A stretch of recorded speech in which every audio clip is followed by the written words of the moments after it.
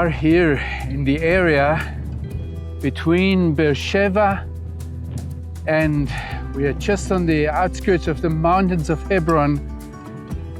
And as we look at chapter 24 of the book of Genesis, it is one of the longest chapters in the Torah and the longest chapter actually in the book of Genesis.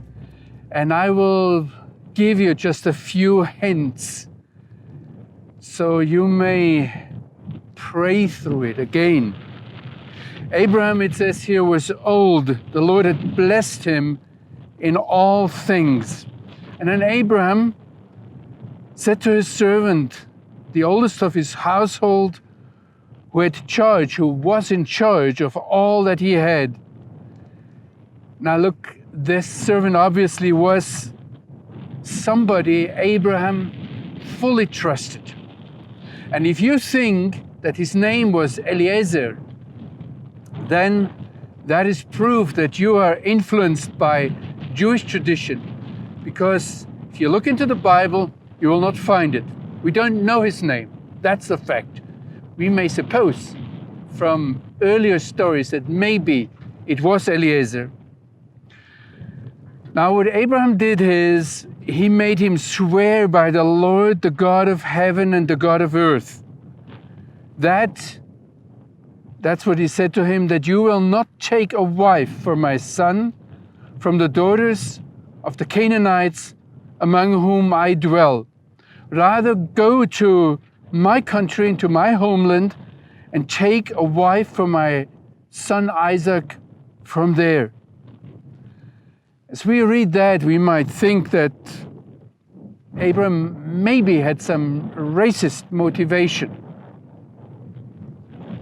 But we see later quite a few intermarriages into the chosen people, into the descendants of Abraham, and some of those even made it into the genealogy of Messiah.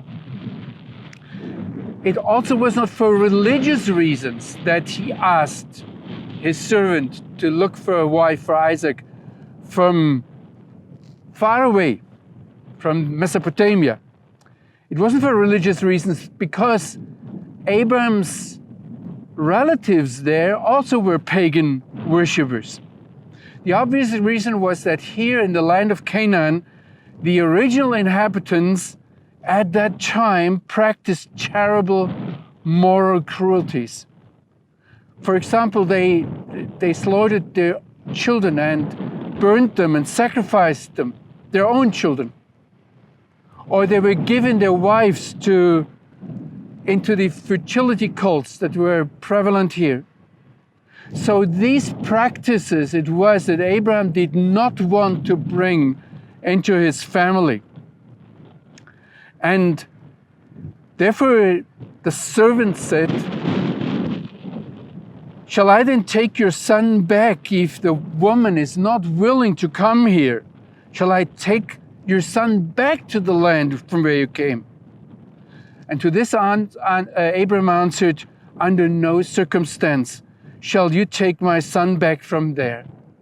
Do not reverse the commandment God has given to me and my descendants concerning this land. The God of heaven, who took me from my father's house and from the land where I was born, who spoke to me and swore to me, to your seed I will give this land, he will send his angel before you, and you shall take a wife for my son from there. Now, as we go through this story, we see Abram's connectedness to this land. We see his faith to the Father in heaven. And obviously, this servant, as we see later in this story, was part of this faith community. So the servant took camels, took some other servants, and went to, it says here, Aram Naharaim, to the city of Nahor in Mesopotamia. And he asks then, as he arrives there, for a coincidence. that God really takes the whole thing into his hand, and we see then that he, in talking to God, puts this young woman at the test. Read this story for yourself. Read it and pray about it, because it's an amazing test. You know, if he says, the lady that comes and I ask her for something to drink, she will say, I will feed your camels. I will give them to drink. You know, we are living here in quite a rough area that normally is very hot and very dry. And camels are able to survive here for a long time, for weeks, without water. But if they drink, they drink, and they drink a lot. So if this young lady was ready, and as we see later, that Rebecca actually was ready to feed or to give to drink to all the camels, she took an amazing effort to be hospitable. And I just want to take you through this because it's amazing. Pay heed as you read through this story, how much wisdom and how much patience and understanding Eliezer takes in asking the Lord, who is this woman? Guide me. He puts his whole steps, his whole existence into the hands of the Lord, and then he encounters this family whom he probably had not known before with a lot of respect, a lot of honor. And we see here how much Abraham and also Isaac, who by the time was 40 years old, or nearly 40 years old, must have trusted this servant.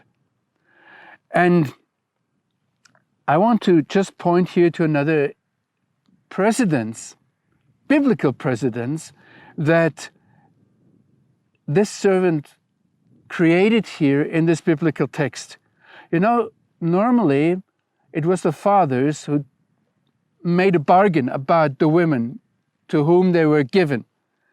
But here it is very clear in verse 57, I make a big jump now with you, that they say, let us ask the young lady.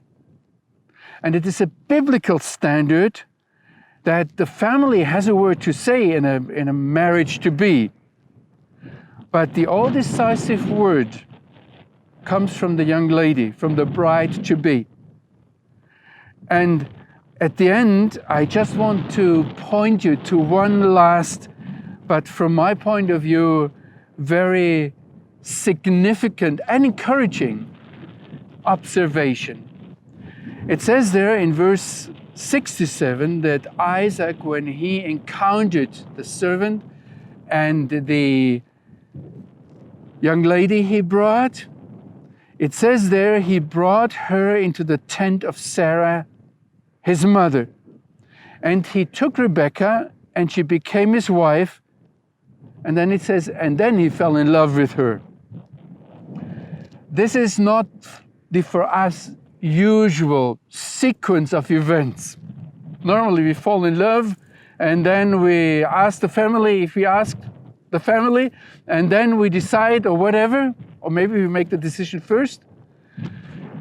I think this is very encouraging, that we see it here from the Bible, that it is possible to obey the Lord, to take somebody in marriage and then to fall in love. This is also encouraging for us, whom we are maybe married for a longer time, and we started out under the guidance of the Lord, but then somehow encountered difficulties on the way. Just be encouraged. It is possible to later on fall in love with your wife, as we see here with Isaac. So Isaac was comforted after his mother's death. We have here again a hint that these chapters were arranged in a certain sequence where one followed after the other and they relate to each other. So yes, maybe Sarah had died because of what God had asked Abram to do and what he did then and went with Isaac. And yes, Abram was only able after Sarah's death to send out his servant to get a wife for Isaac. So there is a sequence, and we may learn from these sequences. But I want to encourage you, get into this text again, pray through them. They are very, very up to date.